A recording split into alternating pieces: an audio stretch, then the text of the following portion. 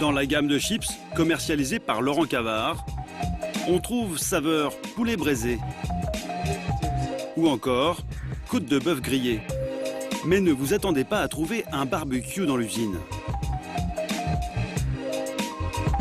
Les industriels se fournissent en arômes dans des laboratoires de chimie comme celui-ci, en région parisienne. Là, c'est le concentré de citron. Dans cet entrepôt, des centaines de sacs, de bidons et de fioles qui contiennent des substances au nom étonnant. Voici la matière première des aromaticiens.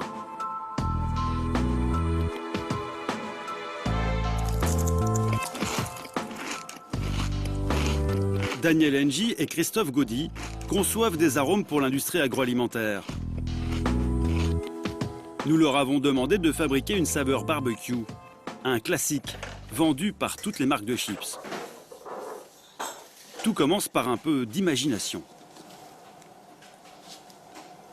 On peut imaginer une brochette de viande avec quelques légumes dessus qui est mise sur une grillade. Donc à partir de là, on se dit on va développer donc ce goût barbecue avec une petite note viandée, une note grillée, une note aussi cendrée et des notes un peu légumes.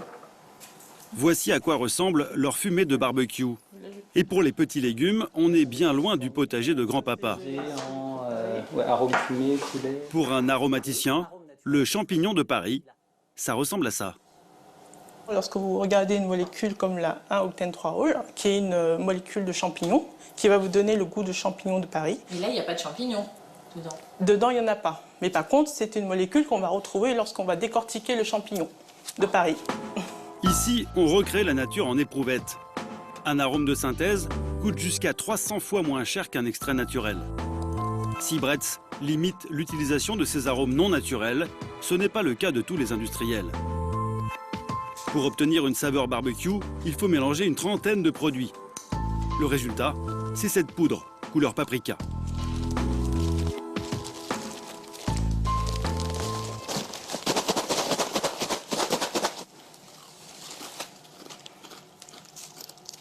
On a l'impression d'avoir un morceau de poulet grillé dans la bouche. On a vraiment toutes les saveurs qu'on retrouve dans le barbecue. Non, c'est très bien, ça me plaît beaucoup. Satisfaite a priori de l'essai. Exactement.